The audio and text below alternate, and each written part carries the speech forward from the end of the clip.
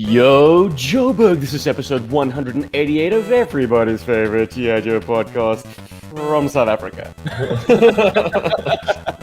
My name is Steve, and I'm joined by my partner in crime. It's Mr. Paul Lobsher, aka Deadly Pencils. What's up, buddy?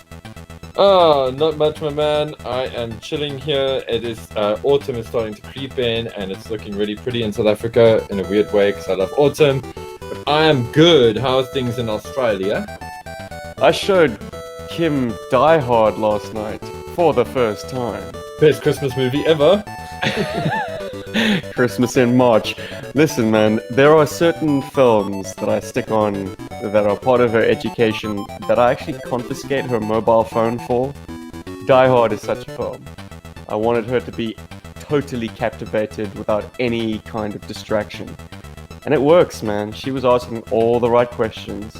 She's a very attentive chick when she wants to be. When she's not playing a damn mobile game. I don't know. It frustrates me no end that she mindlessly plays this stupid Tetris-style game while watching films, series, documentaries. I'm like, how do you split your focus like that? I'm a woman. Whatever. Yeah, like I tend to avoid those discussions because they end up turning into heated conversations. Incidentally, I also sat down and watched a very cool movie with my lady. Although not a classic like Die Hard, she was very in the mood for some cool horror stuff. So I had dug up a trove of old horror movies, like from the early 90s and 80s. And I purposefully went for cosmic horror / H.P. Lovecraft type stuff to sort of introduce her to that, because I don't, she's watched lots of horror stuff, but she's never directly known if it's been H.P. Lovecraft or whatever. So we watched something called The Void, which is very good. So it's a indie film. It was kickstarted. That's actually a 2000 movie. And then the other one is also a 2000 movie. It's called The Color of Space. Which has got Nicolas Cage, and I always do that, Jack Nicholas, but it's Nicolas Cage. Jack Nicolas Cage. Jack Nicolas Cage.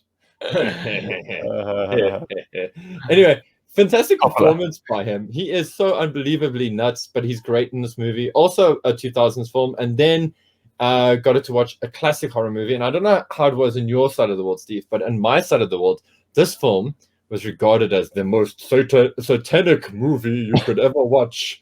It's called Necronomicon.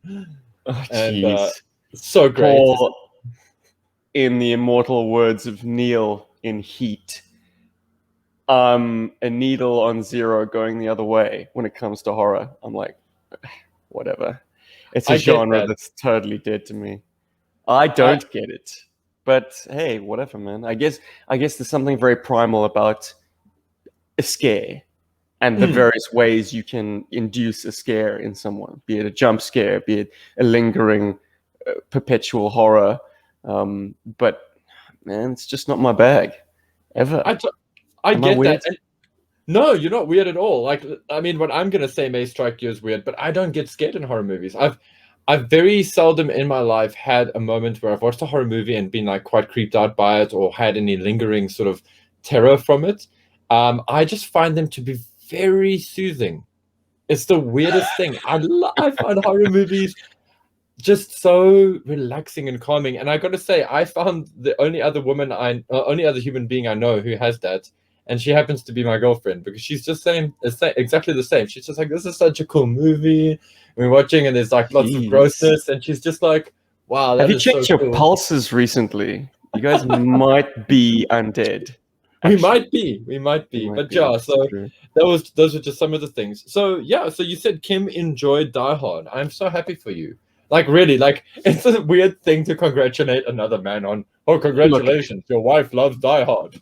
Listen, dude, we live in enlightened times. I mean, sorry for you if you don't have a partner who's into this stuff, but like, I was at my wife's baby shower yesterday, which apparently men can attend now. Weird. Oh, right. So the nerdiest guy in the room was being shouted down when he got something wrong about the MCU by a group of females. We have Well reached done. a stage in pop culture where women are down with comic book movies to the extent that if you screw up, they will call you out on it. It is magnificent. I was like, I couldn't believe my ears. I wanted to film this conversation that like a group of women were all more well versed in the lore than this dude. The Wow. one most likely to be a, push the spectacles up on the nose, gatekeeping nerd style. Yeah, well, So, which one did you get wrong? I think it was something about Iron Man, actually.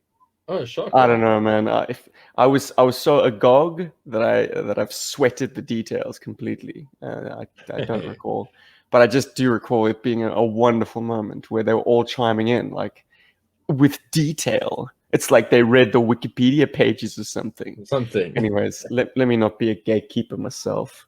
I almost got into trouble about that last week. Ooh. Oh. Don't need to relive it. Paulie, new shit, Yes. baby. I do believe you got something in the pipeline. I do. I do. I hate. I always feel a bit on the spot with these, but something quite magical has happened in South Africa, aside from autumn, that is slowly creeping in. He-Man, as in Masters of the Universe, Origins toys have started to infiltrate the toy shelves of South African toy shops. And it has been quite a magical experience. I'm sure many of you listening to this right now, those of you guys in America and whatever, have already sort of experienced this. And I know you have, because I've seen posts on Facebook about, He-Man on the shelves. It feels like 1980 again. And yeah, I got to say, there are a lot of South African fanboys that are absolutely losing their shit over the fact that there are He-Man toys in the shop. So much so that I couldn't ignore this either. And thanks to the very cool Cody Skelf, I have a He-Man and Skeletor Origins figure. But lucky for me, in South Africa, they've just released a Battle Cat and Panther, which are the sort of the mounts for those characters. And it just makes those two characters just even cooler when they have their awesome mounts. And this time, their mounts actually have articulation. So that's great. So that was fun. But the journey of it was pretty good, because I initially went to a Toys R Us that I know quite well, and they only had Panther and Battle Cat in stock because, as I was informed, some gentleman had come in a little bit before me, and him and his friend had dropped 8,000 Rand on He-Man Masters of the Universe figures. And just before I arrived, so they had literally bought all of the stock, leaving 3 Panthers behind.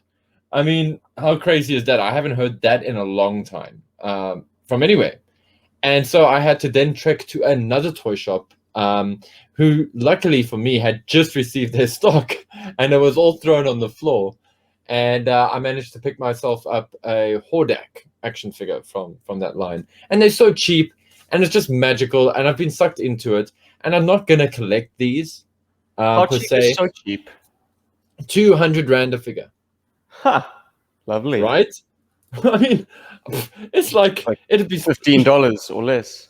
Yeah, it's nothing, man. Like for us, it's nothing. That's like a night out, or half a night out.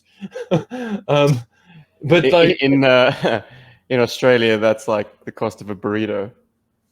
Just saying. right. Wow. Okay.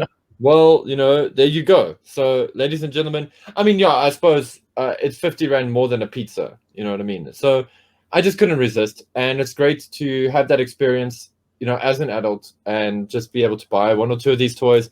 And now to when I went out for dinner with Celia on the Friday, and this was literally the day after all of the Toys R Us had restocked, so the shelves were brimming with the stuff, and it was Wave 5, so it's Triclops, it's Stratos, it's Clamp Champ, Ram Man, Hordak, Ninjor, which I couldn't resist and picked up for myself, which is one of my new purchases, and of course Battle Cat and Panther, as well as Prince Adam and his funny sled thingy. So yeah, so for me, I picked up the 2 mounts, a Hordak and Ninjor, because I initially wasn't going to pick up anybody else other than that. I mean, I'm hoping that I find a Tila at some point, or that we get Tila brought into the country. and that they bring in that Skeletor with the claws, the Terror Claws Skeletor, just because I have that original one still from my childhood, and I'd love to have the updated one. But yeah, it was quite a fun experience, and yeah, so I've got four. I picked up 4 things, and that's kind of my cap. I'm not going to buy any more. It's great to have them, and they're great toys, and they're going to be great like birthday gifts for friends of mine's kids. If any of them have a birthday anytime soon, I'll be buying them He-Man toys. Because Thanks for listening, ladies and gentlemen. This has been episode 188 of Heberg, the masters of the podcast. And you, Steve, anything new that's Joe found its way related, to you? perhaps? Yeah, sorry, man. I haven't got. I don't want to ruin or jinx any G.I. Joe related stuff. I'm still waiting for an email back from a seller. Bro, I'm dying for you to jinx some G.I. Joe stuff. You know how I feel about jinx. But yes, I do have some G.I. Joe to talk about because it's part 3 of my surprise box from Gary. Today, we focus on Edward J. Schuyler. Huh? If you're scratching your heads, that is the file name of Starduster. What? Dude, do you have any awareness of this figure whatsoever? Yes, I do. I do know that he exists. Explain. You know he exists, but I mean, what about him? Like, this was something that absolutely was never a feature for the South African market. Oh yeah, no. I became aware of him when I if I recall correctly, they did a modern era version of him as a collector's club thingy at some point, if memory serves. Right. Yeah. And then when I was compiling my checklist for my vintage figures that I needed, I saw him obviously, and I was like, okay, cool. I mean, I'd seen him in Mark Bellomo's guide, but I mean, it's like, okay. But he turns out it turns out he's kind of I don't know, a bit of a chase figure. He's like quite difficult to get your hands on. That's about all I know about him. Yeah. Oh my goodness, a complete Starduster. I finally caved and checked what it was going for on eBay, and it's not a gold head Steel Brigade, but it's pretty damn up there. And I'll tell you why. I mean, I don't have actual on-the-ground knowledge of this feature, but I've never had any reason to mistrust anything that HCC's had to say in a review. Apparently, the helmet very easily splits. So his helmets are becoming exceedingly rare. And the figure itself, I mean, it was a mail-away that you would get by sending in coupons from the Action Stars cereal. What? Oh, it's crazy. Yeah. I know. And what an incredible premium to receive. Like, I would exclusively buy whatever cereal would get me a free G.I. Joe figure. Are you kidding me? That has got to be the coolest, like, cereal offered of all time. Sure. Yeah, fuck the decoder ring. And not only that, but I mean, like, G.I. Joe Action Stars cereal, for however briefly it ran, would have been the kind of thing that I would have loved to, like, wake up to and rush down to the breakfast table to have that box stare me in the face. I mean, I would paw naturally for hours over any cereal box that was presented to me because, bleary-eyed in the mornings, that's all you're pretty much focused on. And to have it advertising G.I. Joe stuff, not only that, but there were fun little features like a foldable computer console. You'll get a kick out of that. Like, they had various like dio pieces that you could cut from the box, fold the tabs, put a little glue on them, and have some like furniture pieces and equipment for your toys. No, that is accurately scaled. Yeah, and kind of like printed in a cartoony style, I guess. But it's no worse than the kind of sticker sheet that you would have gotten with the 1983 HQ. So it was perfect, man. Or the Sears missile command for Cobra. Huh. Yeah, lovely, lovely, lovely stuff. But Starduster himself, I mean, he's a circus acrobat apparently, who Duke recruited and gave him a jetpack and made him an artillery spotter. He's also a pretty decent shoe-in for helicopter gunship machine gunner, door gunner. I mean, every Tomahawk has 2 guns poking out of the side of it. You're going to run out of crazy legs and airbornes eventually, so he's certainly a great guy to fill out a slot. That's cool. And doesn't he have something to do with the jump as well? Or am I just imagining Yes. that?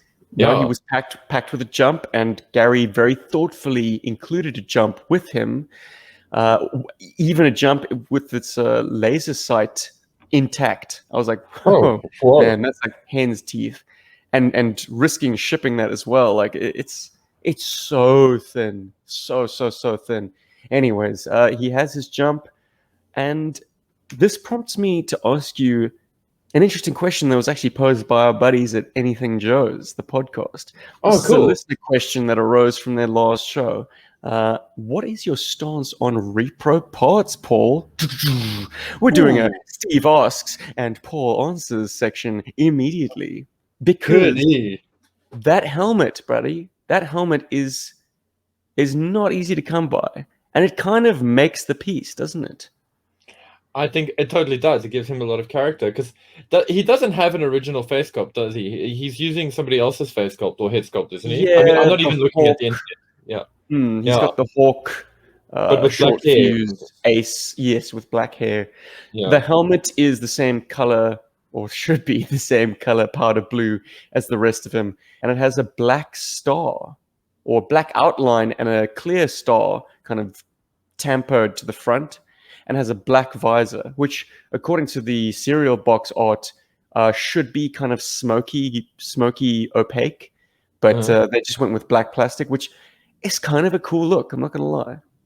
I like it Okay. on Thunder, and I like it on Starduster. It And really I like does that. balance the I, figure nicely. I like that helmet though. I think that's a very cool helmet. It's so hokey. It just works for me. Like But getting back to the question, Paul, yeah, yeah. Not to avoid the question. repro parts, man. What do you I do? am. Have you got any in your collection? I. I.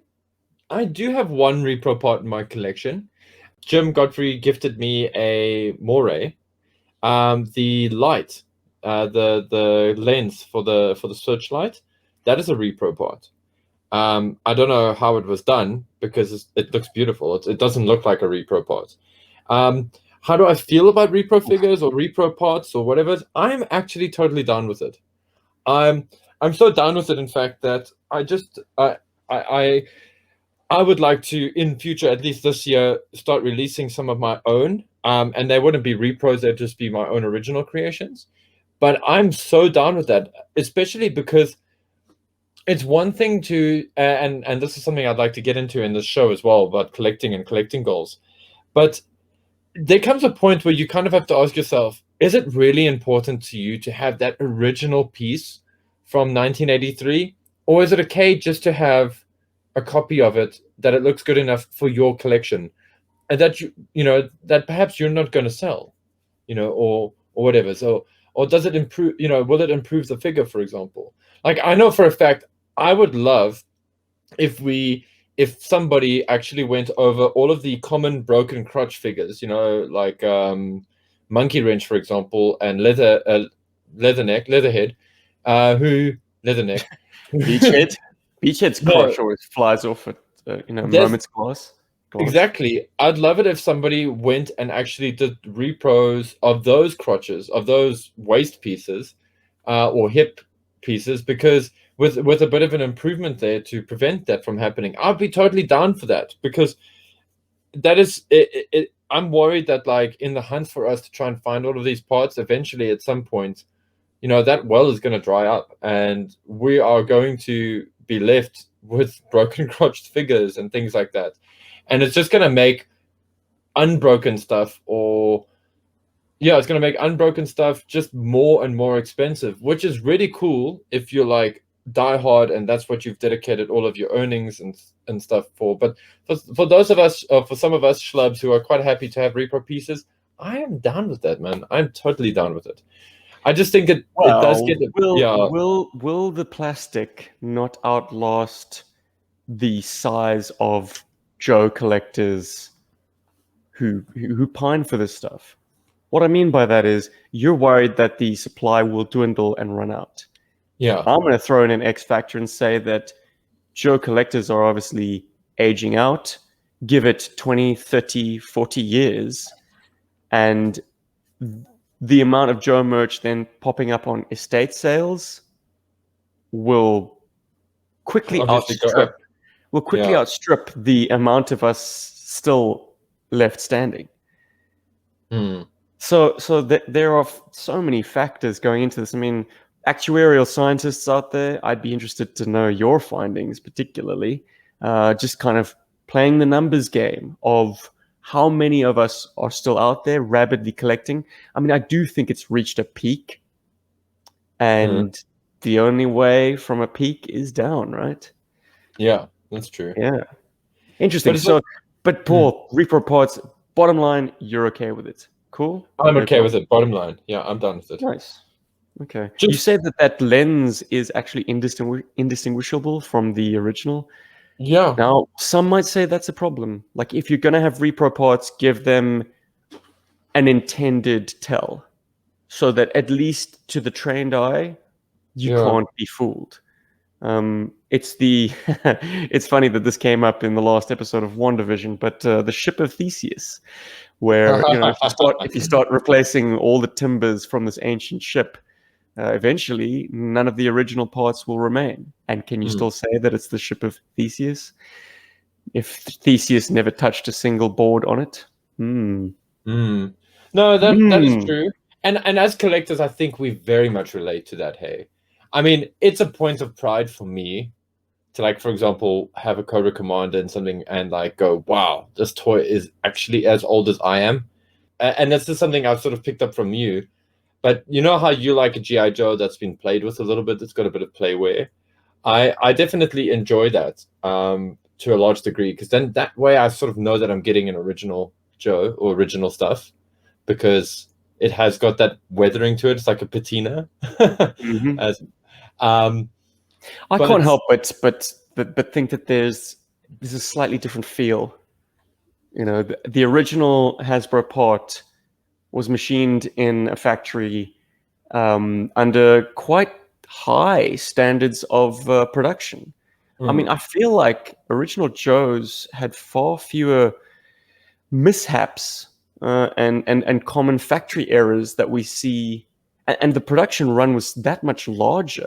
So it seems almost more impressive that the quality checks were higher back then.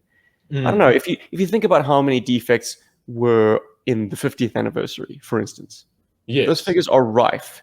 It's almost one to one. Like you have a toss of the coin whether you're going to get a Destro with perfect arms or Destro with like a tricep where his bicep should be, as in the yeah, like, case of yours, Paul.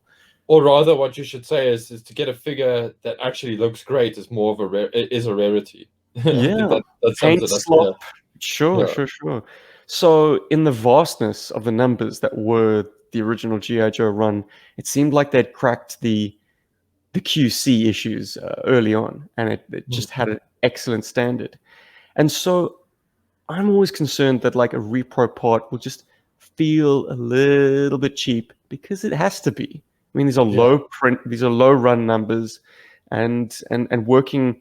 You know, it's very third party. It's very independent. It's very you and me kind of doing business. Black Major, for instance, I think his Yep. stuff is great and vibrant and wonderful additions to the family, but once again, like I heard on the last episode of Anything Joe's, you can feel the difference. You Put a can. Black Major figure in my hand, blindfolded, with the original in the other hand, you'll be able to tell. They just have a Ooh, different feel. They move different. Um, they do have issues, like that Night Viper that you got me. yeah. The visor doesn't fit as finely as the originals. Like it Ooh, is not yeah. machined quite the same way. So it Yeah. stresses in certain places and it cracks in certain places and it just doesn't move as sexily as one might remember the original part to move. So I So guess this. that's Mm, that's my concern with repro parts. Like sometimes it's immaterial, sometimes it's a fantail railing, which hell you could just bend a piece of wire really. But if you want the authentic looking plastic piece, and it's not something that articulates, and it's not something that will have any motion to it that would give it away, and it's not something that you would necessarily handle a lot. Sure, if it's purely cosmetic, bam. But if it's a piece that you're actually applying pressure to and playing with and manipulating like an action figure, yeah, man, I'm less enchanted with it. Anyway, Yeah, am I going to get a yeah. Starduster from Black Major for the helmet? Quite possibly, yes. Figure. Well, I think that's I think that's the thing. Like, are you a purist collector, or are you a collector that enjoys having all of the gear so that you can have proper adventures with your toy? You know what I mean? That's kind of, I think, where it boils down to. I'm on the Yeah. verge of potentially releasing a how-to or before and after video on YouTube. It's not really my thing, but I did do a hydrogen peroxide treatment on Starduster. He Cool. was a kind of lime green when he got to me. And hey, any Starduster is a good Starduster. I'm over the moon. This is a figure that I never considered getting for myself. So once again, thank you, Gary. But I decided to take the plunge and give him a little bit of a bleach. And the results are not perfect, but as close as damn it. I mean, he's no longer green. He's a sort of a mint, and it's a delightful color, actually. I've created a new Starduster. Unfortunately, the process has been quite uniform on him, so he's not patchy. Like sometimes you get like one half of the sleeve, like the back half is still yellowed, and the front half comes up nicely. He's entirely like that mint ice cream flavor look. I'll post some Wow. pictures up for the YouTube version if you want to take a gander right about now. But I quite like his look. It's very unique. It's very appealing, and certainly an improvement on the sun damaged look that he had before. Well, So that's that's a win. That's a win for hydrogen peroxide, man. I used just 3% and gave it an entire weekend's worth of sun. So essentially 3 afternoons, three days. that is actually great, because I have got an old Snake Eyes that is going a little bit green on the arms. It's just a torso. And that's going to be my sort of guinea pig for the peroxide thing. So I'd like to do that to my Cobra Commander, because he's a little bit green, you know, where he should be a bit more blue. But I'm like Well, stressed be about it. advised. Yeah, look, there are trade-offs. There will always be trade-offs and compromises, and it would be negligent of me not to mention that the plastic on the arm connections, so where the rivet goes in, is a different plastic to the forearms. So and probably to the sleeve as well, the upper sleeve. So if you were to do Cobra Commander, for instance, I would fully expect that plastic to react slightly differently. It might fade and become a very, very pale blue, whereas the rest will become a more vibrant blue. So be advised, watch as much material as you can on YouTube. I know FormBX257 did a great video, and he published results on a variety of figures, be it Cutter, Spirit, and CC. So Wow. yeah. So take a gander at what the results could be. There's also another product out there which I'm not familiar with. It's a foam, which has more drastic results. Oh. But if you want to whiten figures, I believe it's particularly good. But anyways, I'll leave you to do your own research. All I'm saying is 3% hydrogen peroxide did a lovely job in reducing the yellowing and the greening of my amazing Starduster figure, who I'm more in love with now than ever before. He's great. And thank you, Gary. Very, very thoughtful gift, a valuable gift, and one that I will treasure to my dying day, friend. Yeah, Gary has a way of, and in fact, all of our contributors, the guys who have sent us toys and stuff, have all sent us like very special things, and Gary is no exception with that. And it's so cool, guys. Thank you so much. You have no idea. Which actually, in a weird way, sort of segues into what I wanted to get into, is like collecting goals. We have a topic. We have a topic. It's going to be brief, and some of these questions are more for you because I'm curious. Paul, I got nothing to say, man. I thought this was all going to be you, because I've vetoed this topic a number of times. Yes, if I was to I go know. back over, if I was to go back over our off-air chats, you have wanted to posit this question, and I've been like, no, Paul. Why would anyone want to hear us yammer on about what we need, what we want, what our goals are with our collections? Because everyone's got a different approach. It's not a one size therein lies the fits all. beauty. Yeah. And So therein lies the if beauty you, of it. dear listener, want to hear what Stephen Paul's collecting goals are, listen further. If not, well, I won't. I won't be angry if you point your feet towards the door. But You no, know, I mean, by all means, you can't stick with set them up like that. That's not cool. No, look, maybe in answering these questions for ourselves, it will give you pause for thought over how you regard your collecting. I don't know. Paul, you're supposed to introduce this topic. What am I doing talking still? Yeah, exactly. Okay, so I set off a few years ago. I set myself up to go for a completed vintage figure collection in GI Joe. So that doesn't necessarily mean all of the vehicles. And I gave myself a few conditions. Those conditions are that I wouldn't try to kill myself to get things like European exclusives. I wouldn't try to kill myself to get all of the vehicle drivers. Looks at Toll Booth and what's his name, Payload. And I wouldn't try to get all of the male Hard figures. top and payload. Thank you. Yeah, hard top. Yeah, him too. Toll booth can be had pretty inexpensively. Is it? Okay, well, that's good. I kept on thinking for some reason he was a bit of a difficult acquisition. But then there are some like sort of exceptions to that rule, because some of the vehicle drivers, as you know, are quite popular in the series, in the cartoon series and in the comic book.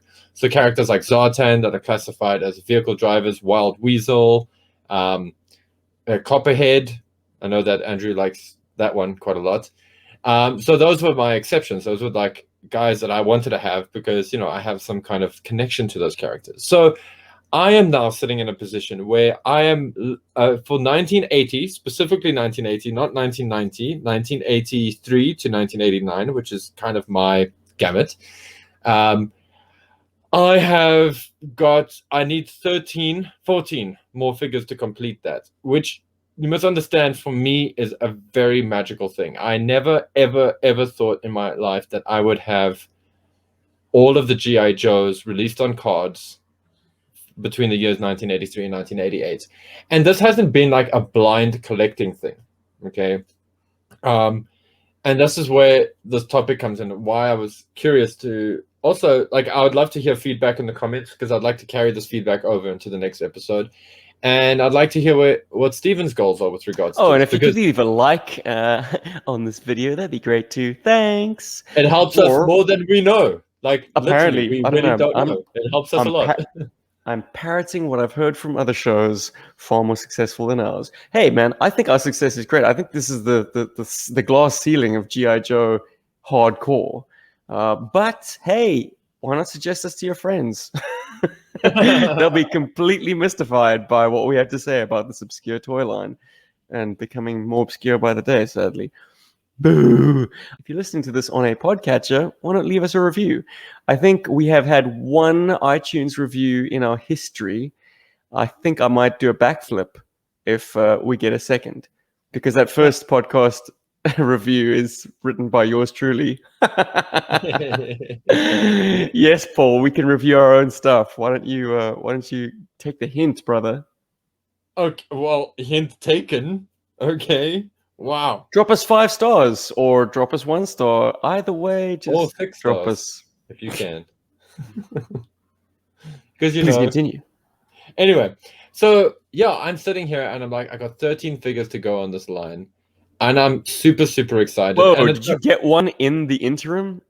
Sorry, 14. 14. It's 14 figures. And ladies and gentlemen, he's buying figures while we're podcasting. And technically, I mean, to be fair, actually, it is 13 because Bart sent me a message the other day just to say he's confirmed one of them for me, which is great news, actually. So it is actually 13.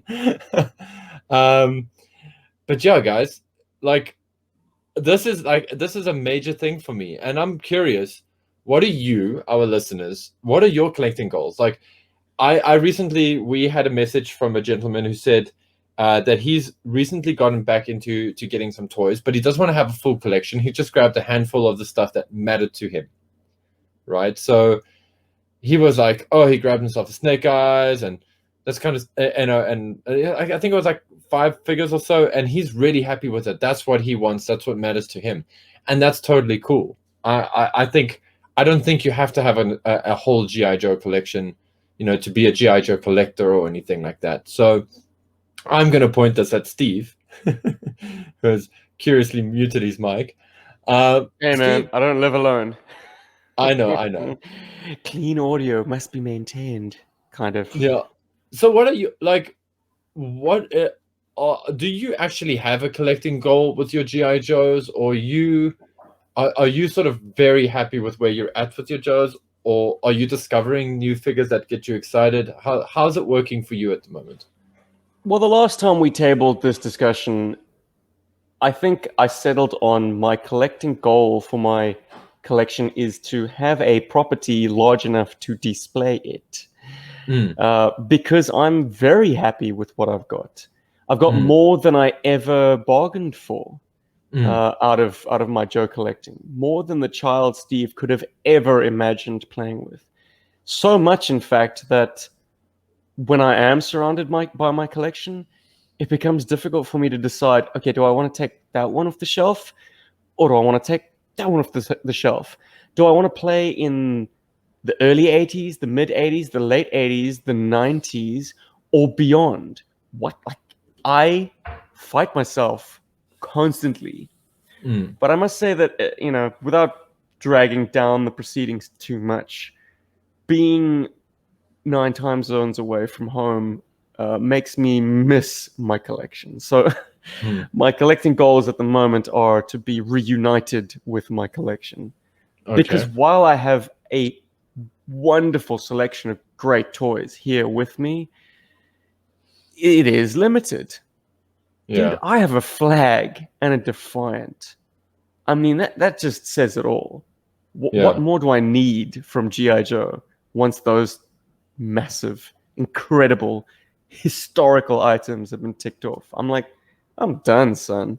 It's time to just sit back and enjoy the accumulation of a lifetime's collecting. Because some people took a little time off and they made up for it in their adult life. Oh boy.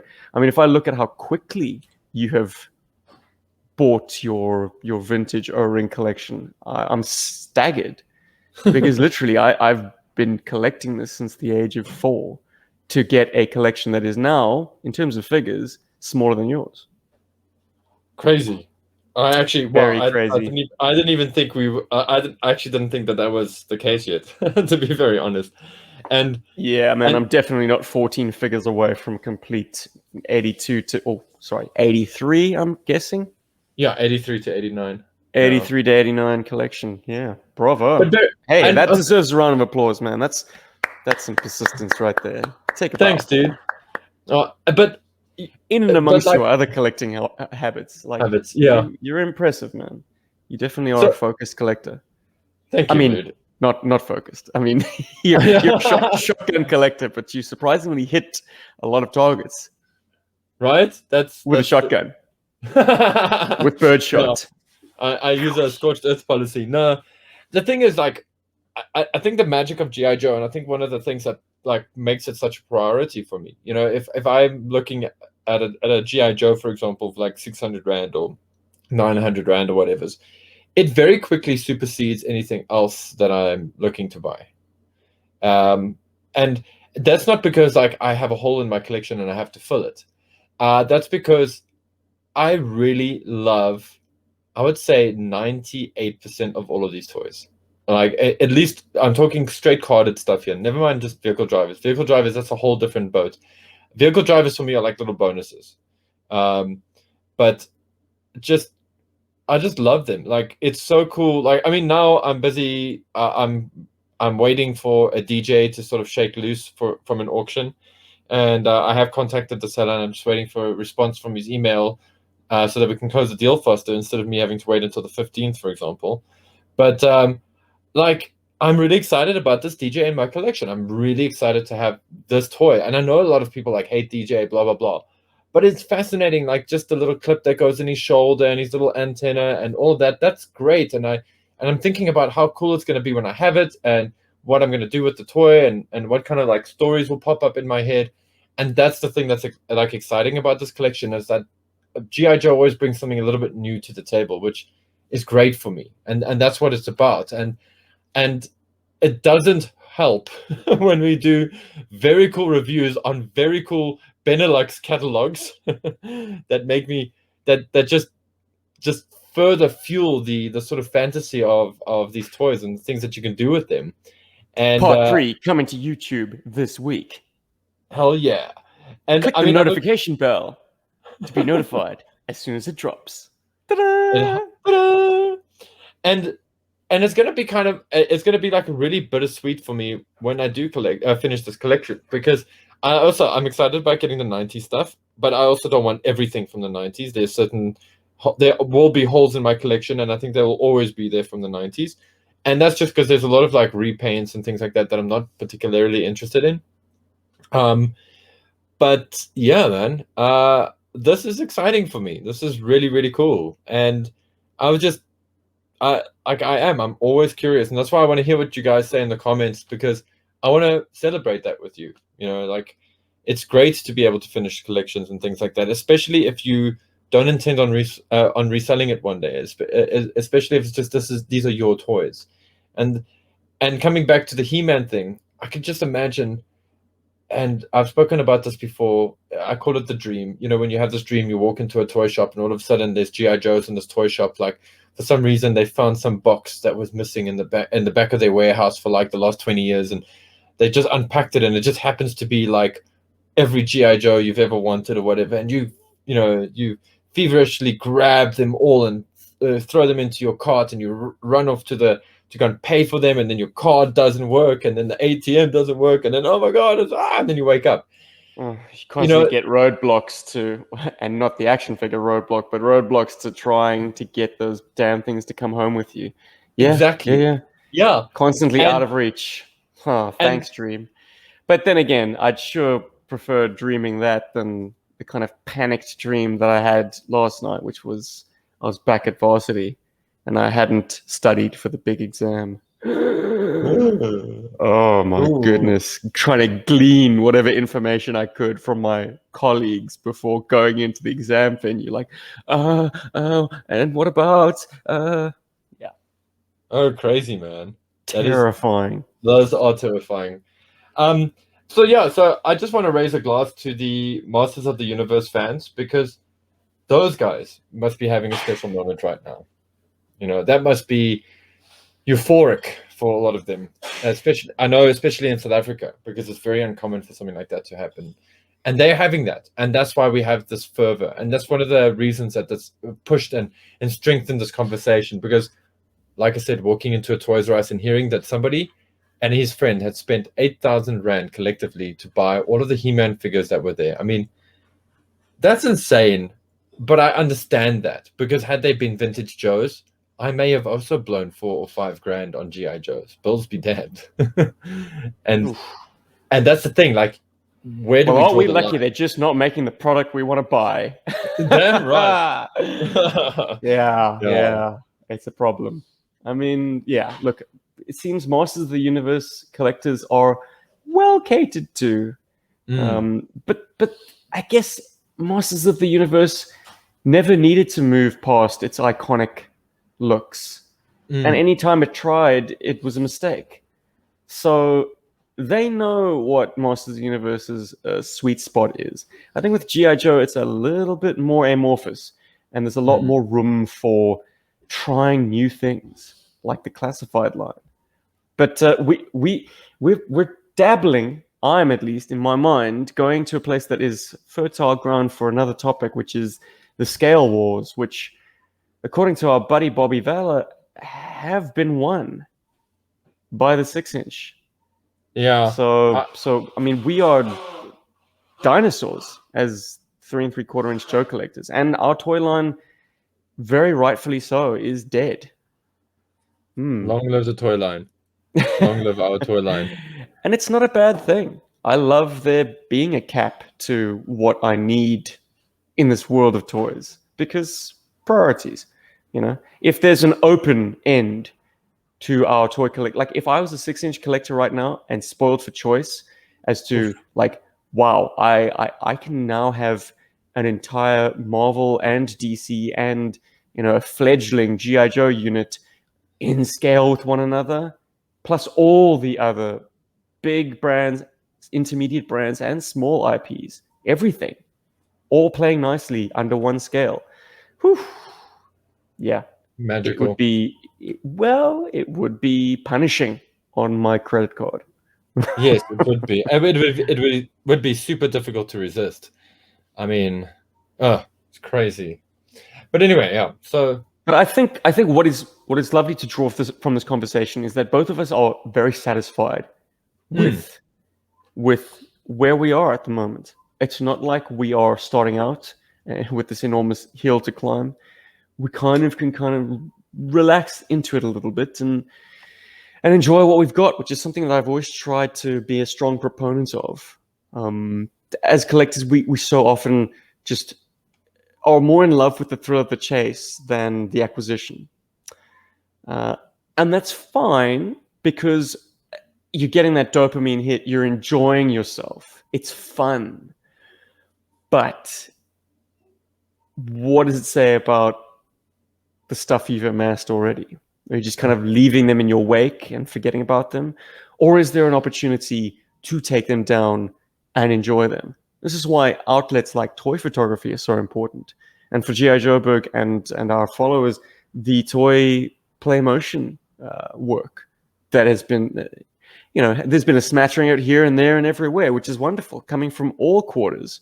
It's great that people are getting out there and having fun with their toys, playing with them, leaving these little messages in a bottle for future generations to unearth. It's like, yeah, that's how we used to do it, guys, before all our entertainment was interactive and came from a tablet. Mm-hmm.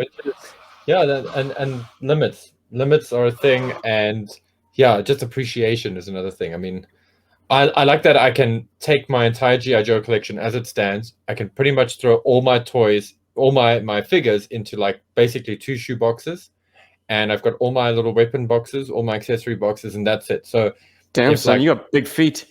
2 shoe boxes for all your Joes? Yeah, man. Yes, those poor dudes are like stuffed in there. I'm talking vintage specifically, with a smattering here and there of 1 or 2 of my favorite modern era. But Tiger Force Outback, baby. I'm right, baby. That he comes with me. So I know that you like to throw this in, but I have actually got something from the letters page. What? Paul? I know. Shock horror. Somebody actually sent me mail for an episode. Cannot hold. Carry on. Robert Kulupitan writes. Oh, hello, Rob.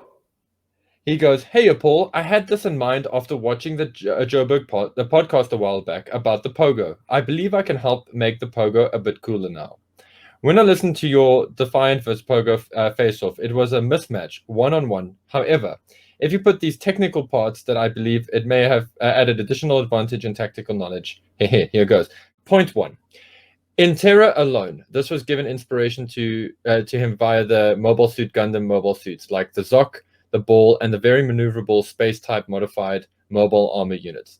Technically, imagine anime high maneuverable mechs. If Hammer was a mecha fan, he definitely could have made the Pogo so awesome, but it could have made it more sci-fi, which is understandable as he's more into realism. But imagine this. The Pogo is a high maneuver vehicle that can use the terrain, urban cities, and even large mazed walls to its tactical advantage, bouncing off and doing flips like a mobile suit ace pilot would. The 360-degree guns give gunslinging finesse and unlimited range shots. That makes the Pogo a gunslinging pod capable of taking out small vehicles and dodging counterattacks due to its acrobatic maneuvers. Like a mecha, the maneuvers are filled with finesse. Same goes in space too. The 2 missiles, high maneuverable as well. Just imagine flashy maneuvers with awesome cool flip maneuvers while shooting. I love you, Robert. Then second, a repositionable mountain terrain gun emplacement that can jump around the cliffs or get to the edge of mountains or canyons or even large hillsides or ruins, giving high ground defenses, aka like the Asp, okay, or other the Asp rather.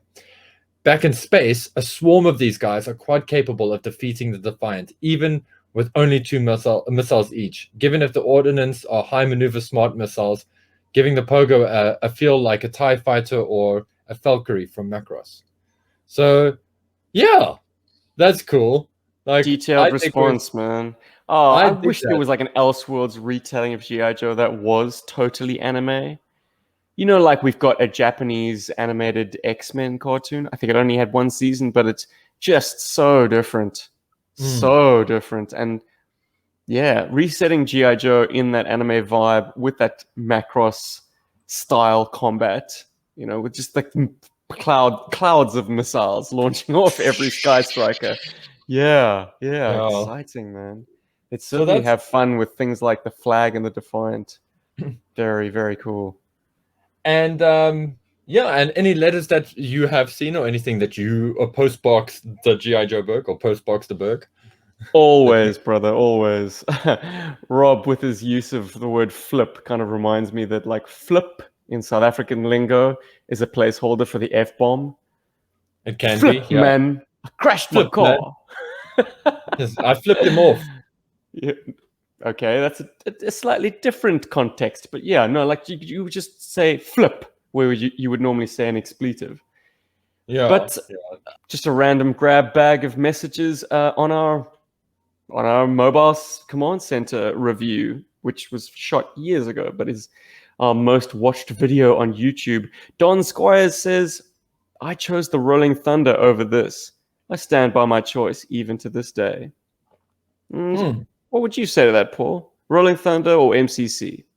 I'm still 100% MCC if I could only choose one. Yeah, gun to the I head. I love, mean, yeah. they're not actually mutually exclusive. The Yeah. one is a nerve center, the other is a weapon, pure and Yeah. simple. But yeah, if you were faced with 2 big boxes and had to choose one, I don't know. Depends if you're an action kid or you're a planning kid. Do you Yeah. want the briefing or do you want the all-out mayhem? Or you can have both in the form of the ROCC, the Rolling Operations Command Center. The Rock don't have that many guns, man. The Rock is surprisingly subtle. I mean, it looks like a military vehicle, sure, but it just as easily kind of fits the format of a big rig, like truck. Yeah. And if you read the box blurb, it's equipped with holography, so it can actually, as G.I. Joe's mobile command center on the run, as it were, from Cobra, it can change its appearance to look like a truck. I'm sure they Which is used that on cool. the Sigma 6 cartoon. Mm. I can't remember though. Oh, I can't remember because I never watched it. I mean, I watched 3 episodes of it. So, yeah. All right, so Paul would go MCC. I would go MCC as well because I just love having a briefing room, pure and simple. Just a But to nice throw, staging area where you have the guys talking about what they're going to do. I found the Rolling Thunder to be quite limited in terms of its use. Is it frontline? Well, it's got all those guns, but do you really want to risk it? Rend Ruin offers that if we'd ever like any sequences shot in Japan, that this person, Rend Ruin, would gladly volunteer their services. That's amazing. Thank you. That would be Japan. Fantastic, actually. Yeah. Oh man, watching that Age of Samurai documentary on Netflix and the incredible reenactments and all the beautiful B-roll scenery shots of like mists rolling into Japanese forests surrounded by mountains. Beautiful scenery. So sexy.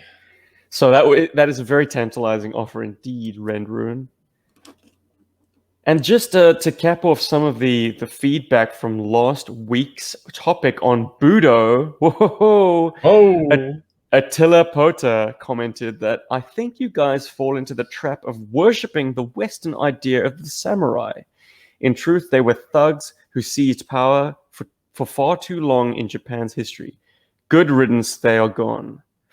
Paul, buddy, would you like to respond to your samurai worship, brother? Yeah, I think I you know what? Guilty as charged. I am very much in love with that side of the sort of Bushido side of the samurai. I'm very in love Ha! with that, and You it got and him, it Attila. You got him. and it does, Thanks for the but I comment, by the way.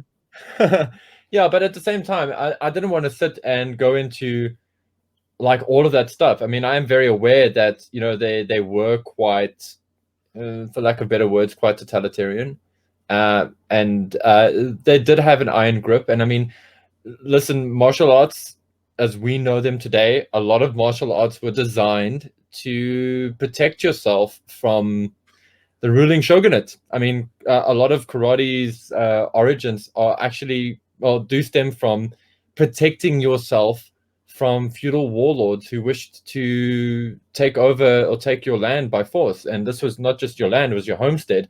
And it wasn't just yours, it was yours and a whole bunch of people that were working this land together. And they would come in and roll in and be bullies and whatever. So it did give people a chance to protect themselves. And a very good example of this is a movie called Seven Samurai, which I don't want to spoil too much for you, but it does sort of talk about how a village recruits 7 samurai to protect them from a bunch of bandits and things, only for us to find out that those bandits are actually serving samurai lords.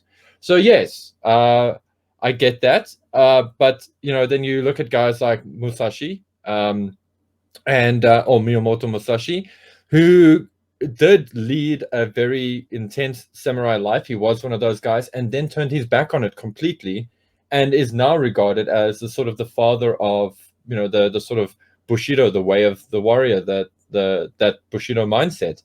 And so, yes, I agree with our commenter, and that maybe I am a little bit in love with the sort of romantic side of the samurai, but I'm definitely not blind to the horrors and stuff that they did unleash. Yeah, look, at the end of the day, they were the military arm of some very oppressive regimes in Japan's civil war.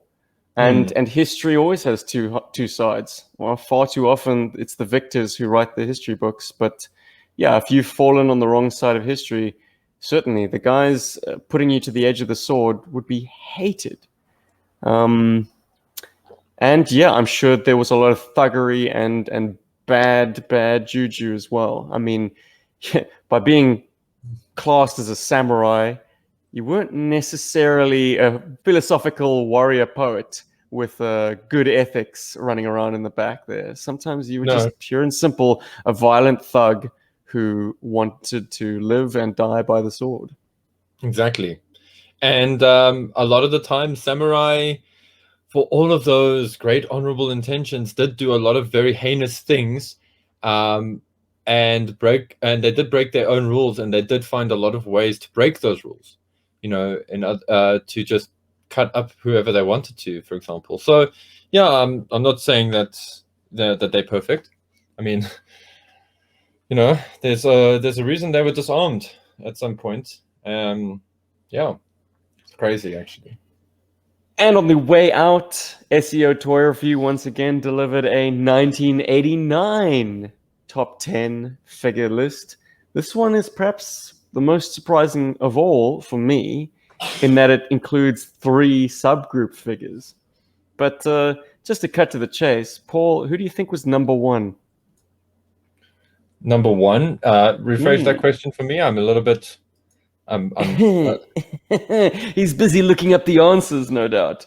No. Who do you imagine was voted by the G.I. Joe A-Raw 1982 to 1994 Facebook group to be the most popular or best figure of the year 1989? I'm looking at 1989 now. It actually just happens to be on my screen. We all know it should be Snake Eyes, but I wouldn't be surprised if it's like the Alley Viper. Your instincts serve you well. Alley Viper, indeed. It's a hot toy. I know, in spite of being literally a hot color. Oh, well, no. I just thought about that. It's not literally hot. It's not hot to the touch, but it would be classed as a hot color. Listen, if that toy was released today, it would be called like Predator Vision variant or something. You Yeah, know? totally. NECA would do it as like a video game special coloring Or something. or something. Or Yeah, something. Um, cool. yeah. Hey, Snake Eyes was some way down the list. In fact, I think Nightfall Shockwave even supplanted Snake Eyes version 3. So there you go, man. how do you feel about Nightfall Shockwave, by the way? Like, I know you've. I loved him until I didn't. Until I realized, but Shockwave is supposed to be blue. Yeah. You know, like recoloring him like that just makes him so dull, so ununique. He's just poor man's. Oh, I was about to say poor man's discount beachhead, but But I'm he's pretty really sure. not. Yeah, Nightfall Shockwaves outnumber or outvalue Beachhead. Broken crotch notwithstanding. I mean, Beachhead's crotch, as we've said before on this very same episode, is the kind of thing that Real just flies shooting off at a action. moment's notice. Yeah, exactly. Crotch firing action. Oh gosh. Him and Duke. Dicks everywhere. Oh, dude, that is my like biggest fear with my toys. But I try not to have that fear in my mind when I play with my toys. But I'm always very cautious with their crotches. If you've got stress marks appearing on the crotch, it's not necessarily a bar to you playing with it. I would just advise, and this is something I've done with a vintage Scarlet, and we all know how thin her crotch is. I've shored it up with a little bit of super glue and a little thin layer of filler. So if you're handy with those two items, I'm saying by filler I just mean a very fine powder. I used tapioca starch because that's what I had lying around. Little bit of super glue, very fine layer, little bit of tapioca starch over that, and a little bit of super glue on top. Boom. Cool. It creates, and it's on the inside of the crotch, so you're not seeing it, and it just adds a layer of buffer, of additional strength. I don't know what the long-term effects of this is. I'm kind of going off what I learned from Toy Polloi, but so far so good. I can handle my Scarlet with a clear conscience. I'm not worried. Do you know that I recently saw that tip for plastic reparation for car parts? Right. Yeah. So like guys actually use that to repair certain plastic pieces in cars. They use that same kind of technique where they use a like a kind of a powder. I mean, you use the type of starch filler, but they use like baking powder or something with super glue or something. I don't know, but please don't hold me. Don't like go. Oh, Paul said this works. Look, there are glues on the market that sell a powder alongside to add that kind of filler and bond, but I guess I'm here to say that for fixed jobs like this, even household products, household products will do. I mean, I've done a few elbow cracks that way. Filled it with tapioca starch, and then dude, that's so cool. Once it's all set, and it doesn't take long at all, taking a very fine grit sandpaper and sanded it down so that it's totally smooth. There's no kind of like glue bump where the super glue went. And hey, if you're really OCD and you want to find a paint match to then cover over the seam, or it's not a seam, it's totally flush by that point once you've sanded it down. But if you want to paint over the whiteness of that filler, I suppose you could. Cool. But hey, I mean, how OCD are we getting here? Elbow cracks don't bother most people. I'd say, just in terms of avoiding it cracking any further, this might be a useful fix. But wow, we have covered a gamut on this one, Paul. We totally have. How-tos. Even how-tos. And we just need to welcome a new member of the Berg Force. What? What? Yeah, Mr. Chris Miwa from Chasing 80s Toys. He has joined the Berg Force, and he's on our Patreon.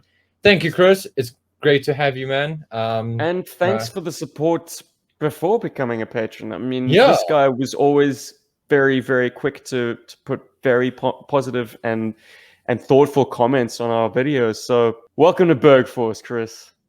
Good to have you, man. We got some quality guys up in here, and thanks to everyone who supports us in a number of varieties of ways, be it comments, be it likes, be it shares, be it Facebook group membership. You know, we are grateful for the gamut of people that have decided to take up residence in Joburg. Awesome, awesome, awesome. Mhm.